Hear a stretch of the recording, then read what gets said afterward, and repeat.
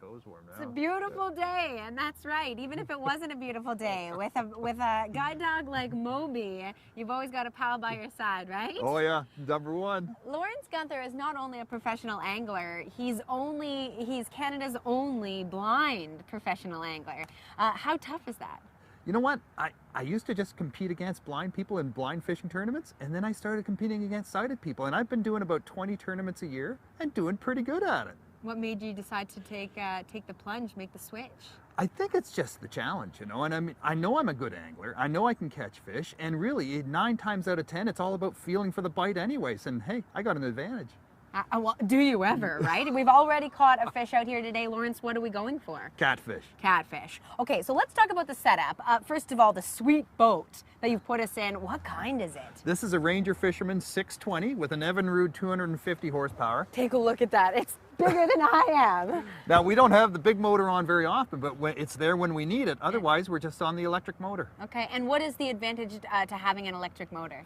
The electric motor can move us around quietly. It can hold us on the spot. It's got built-in GPS, so it can anchor lock us without even throwing an actual anchor out of the boat. Okay, and speaking of GPS, we're looking at that one right now. What types of information does it tell us? It can tell us in 1-foot increments exactly what's below the boat. So we know how deep the water is, how fast the shoreline's dropping off, where the humps are, where the rocks are, where the ledges are, all that important information about fish structure. And then of course we've got an amazing pilot for the day.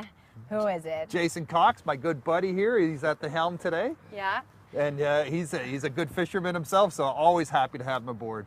So as a blind angler, do you always need a pilot, or do you have other options as well? I don't drive this boat. I mean, this is a boat that can do 60 miles an hour. It would be foolish for me to drive the boat. Of course. But I do drive my kayak, and I do drive my little electric boat, and I can do that on my own. How do you do that? I have talking GPS, talking compass, little beeping sensors all over the place. So it's just, you know, just make a waypoint from where I left, and off I go.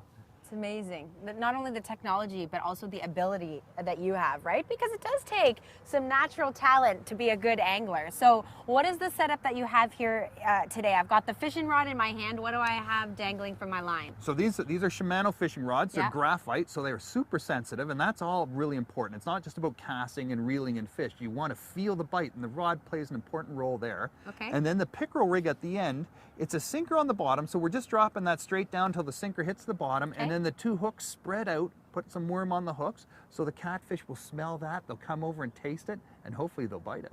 Okay, so let's talk about a little bit more about that later in the show, just because if we can actually show a catfish, I'd really like to outline how they in fact smell, because they've got a couple of different options. Now, am I casting into the water, Lawrence? Straight down. Just let it vertical drop? fishing. Okay, am I okay next to you here? Absolutely, yeah, go for it.